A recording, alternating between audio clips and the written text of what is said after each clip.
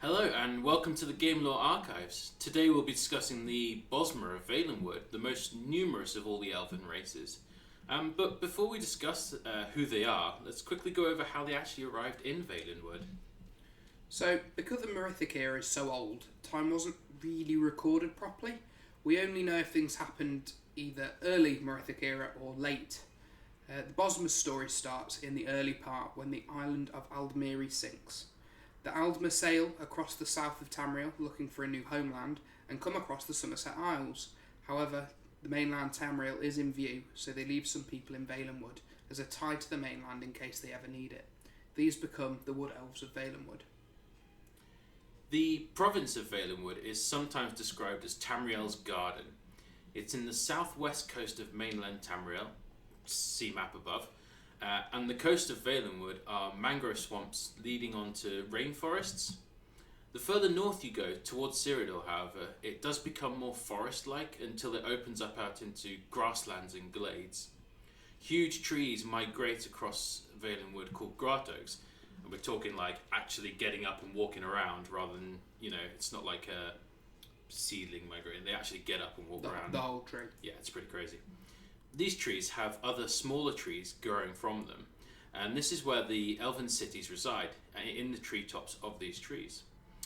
Wood elves wield magic that shape the trees without harming them and live at one with nature.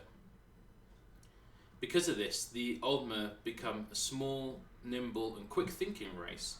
This natural agility leads many outside of Valenwood to become thieves. Wood elves are very laid back in nature and reject many of the formal traditions of the Aldmer. They often accept many refugees into Valenwood because they're kind-hearted like that. They do have a king or a queen who resides in Valenwood with the other important people of their race. However, their relaxed nature means there aren't many rules and they have very little regard for politics.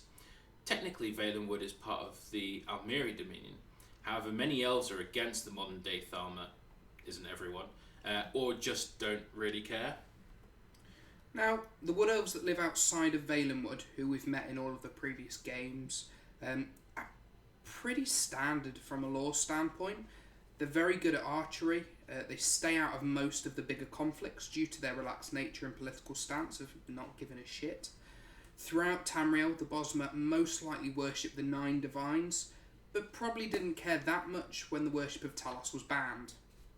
However, it's the Wood Elves who are still living in their home province, whose religion and their way of life is completely different.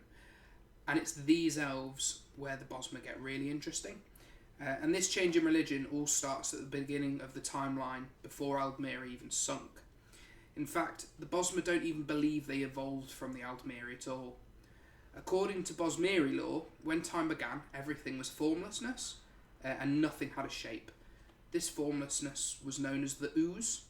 Joffrey, the forest deity and the spirit of the Now, took the Ooze and shaped it into the Green, which is Valenwood Forest. This shaping became known as Joffrey's first story.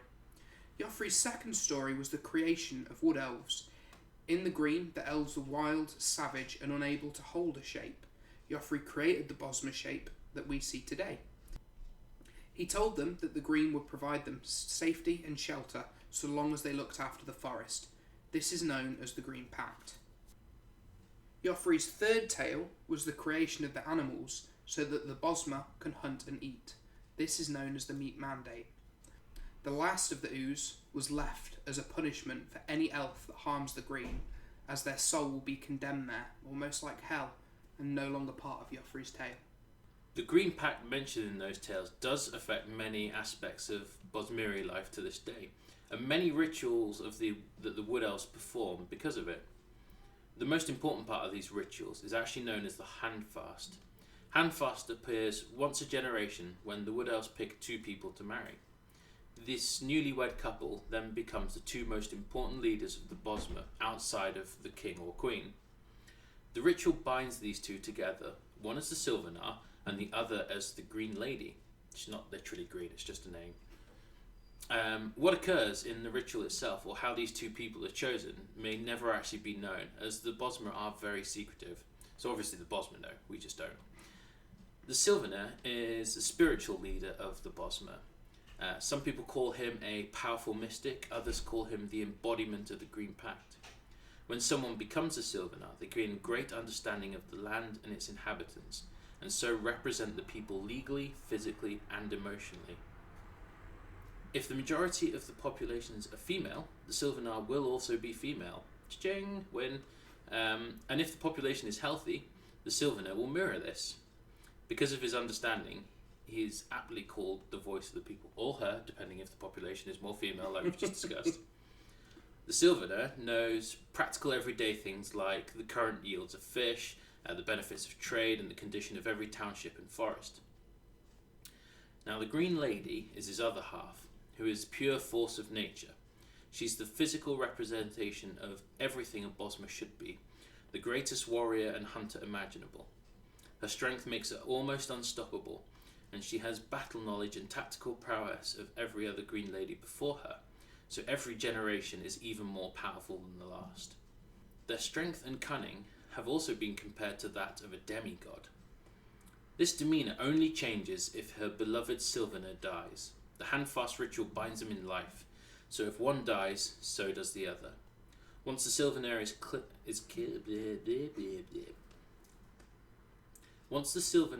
killed, the Green Lady will fly into a beast-like rage, turning almost savage, and will use her remaining hours to track down and exact revenge on the people who crossed her husband. The third important figurehead, like we said before, is the king or queen. It was the first king of the Camoran dynasty, named Epla Camoran, who claimed that Valenwood was an independent state. This separation from the Altmeri marked the beginning of the First Era. Since then, however, the Camoran dynasty's power has waned massively.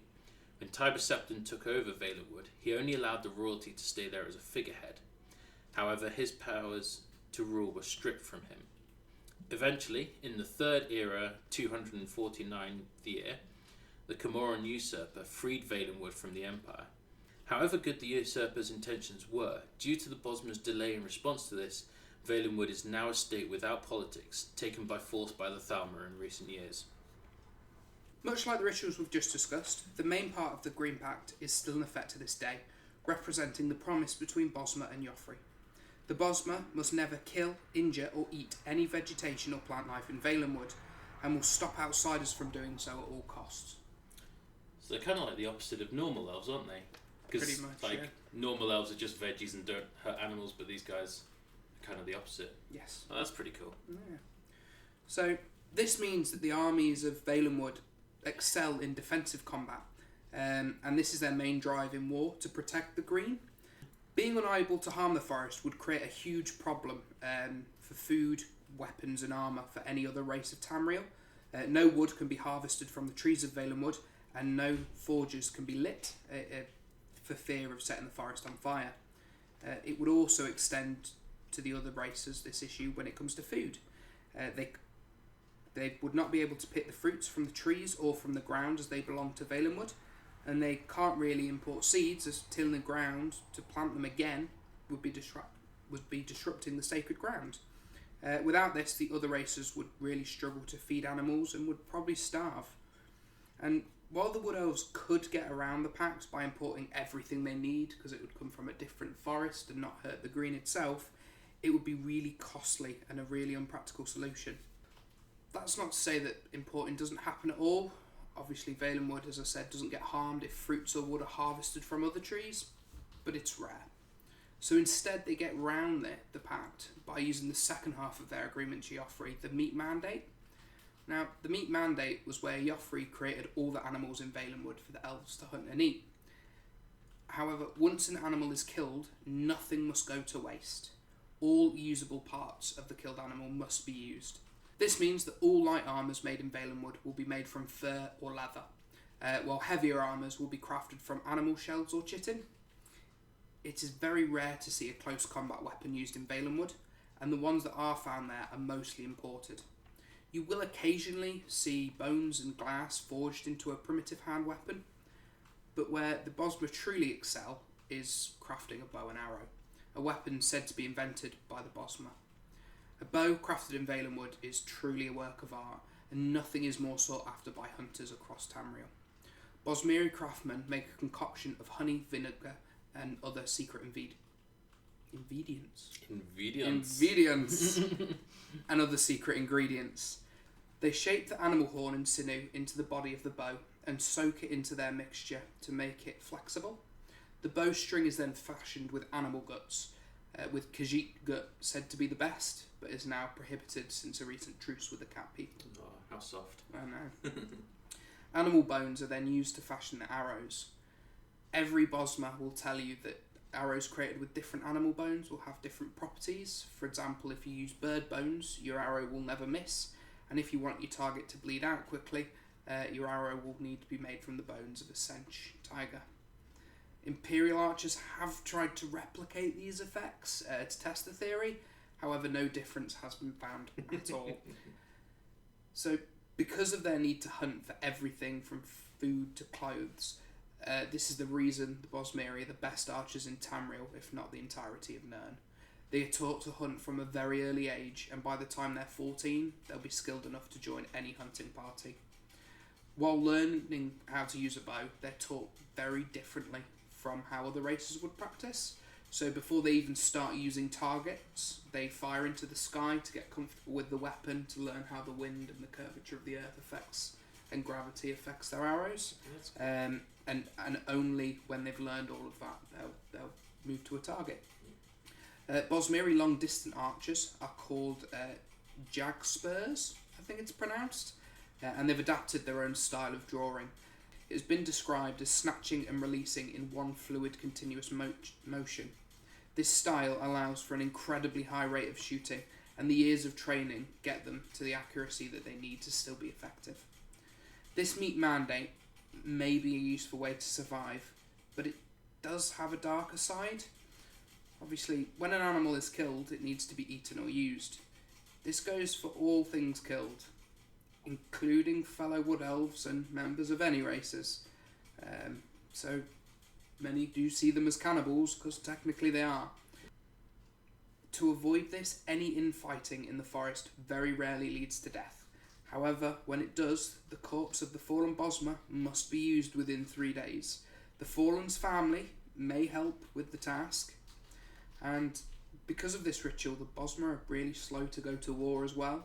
But when they do, the Bosmiri warriors will starve themselves a good week or two before the fight, and once the battle is won, they will just go on a feeding frenzy.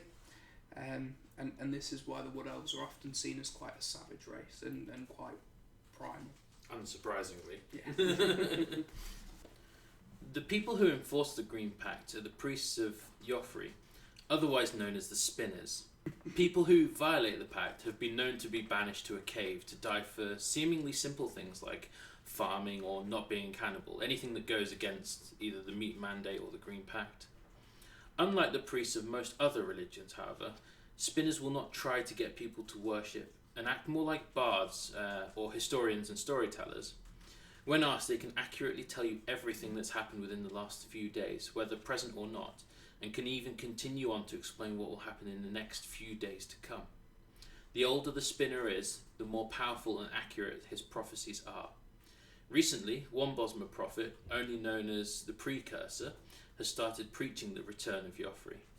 It's unconfirmed if he's a true spinner or not, but the largest tree, Felinasti, has stopped migrating and taken root for the first time ever, and he's using this as a sign of the return.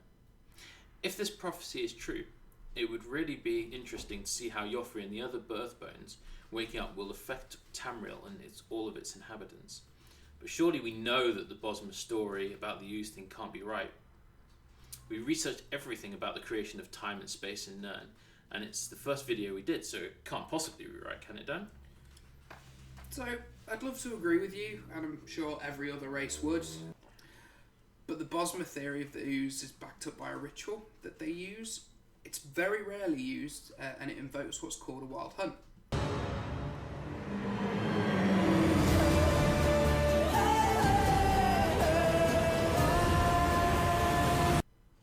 Not that wild hunt. Some say that the wild hunt happens every era. However, it seems more sporadic and rarer than that. Unfortunately, we don't really have any way of knowing how true that is, as it's very rarely been written about. When this ritual is used, it's said to invoke the constant changing state, back from when the race was still part of the ooze. Once the ritual starts, they create something which is best described as a crack in reality.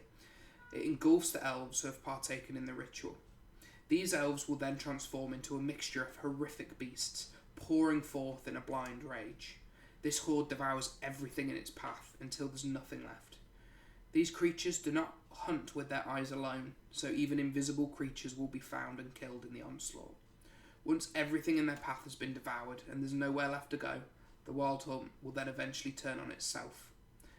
Many Bosmer believe that all monsters in the world were first created during a wild hunt at some point. This terrifying event sounds like a horror story made up to make the ooze sound plausible.